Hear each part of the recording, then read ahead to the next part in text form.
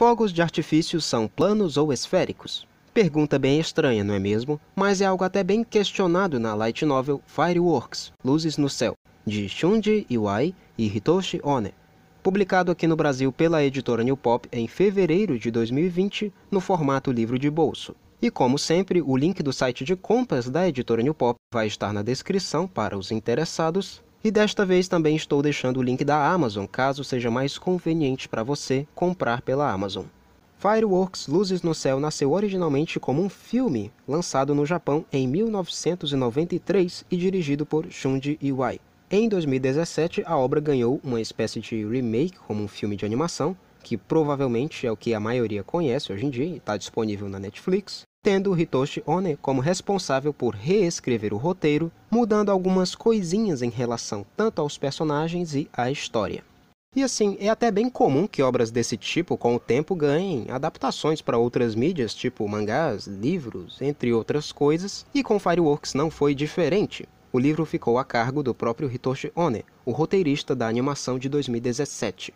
Bom, os gêneros são de drama e romance. Bem no prólogo do livro já temos uma abordagem bem filosófica sobre fogos de artifício e vale mencionar que, logo após o prólogo, no primeiro capítulo, a história passa a ser uma espécie de Slice of Life. E para quem não sabe o que significa, Slice of Life é, de forma mais resumida, um gênero que aborda o dia a dia dos personagens de uma forma mais natural e realista, eu diria. E eu particularmente gostei bastante desses momentos de Slice of Life, principalmente os que o protagonista está junto dos seus amigos.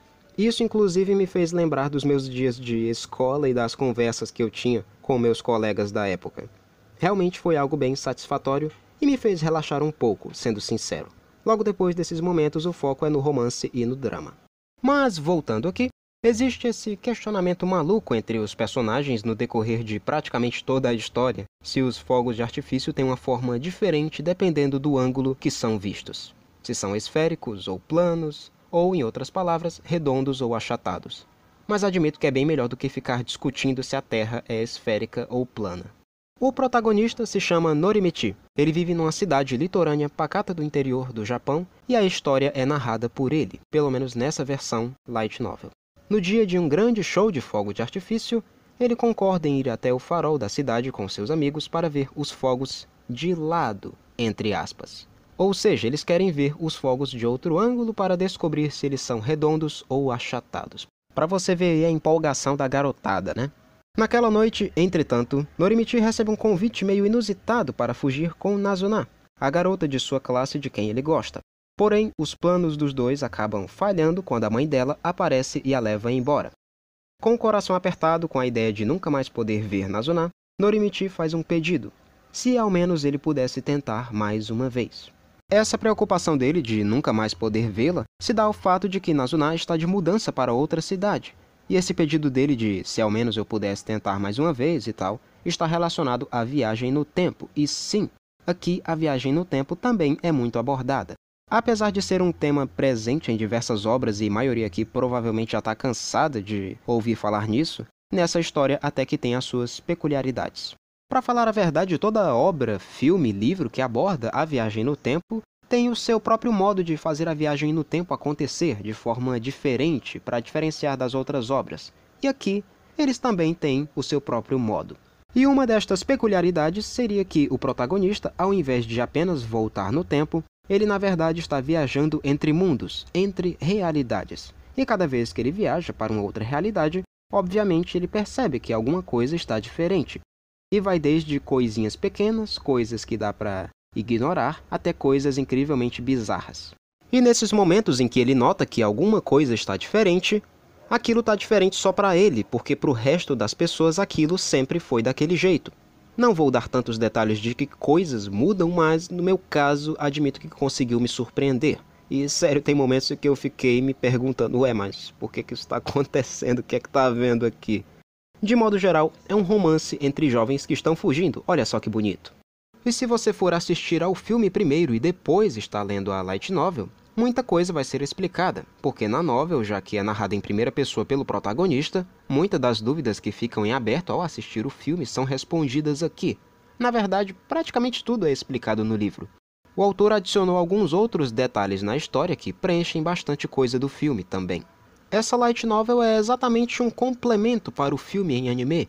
E se você for assistir só ao filme sem ler a novel, acredite, você não vai conseguir entender 100% da história assistindo só uma vez.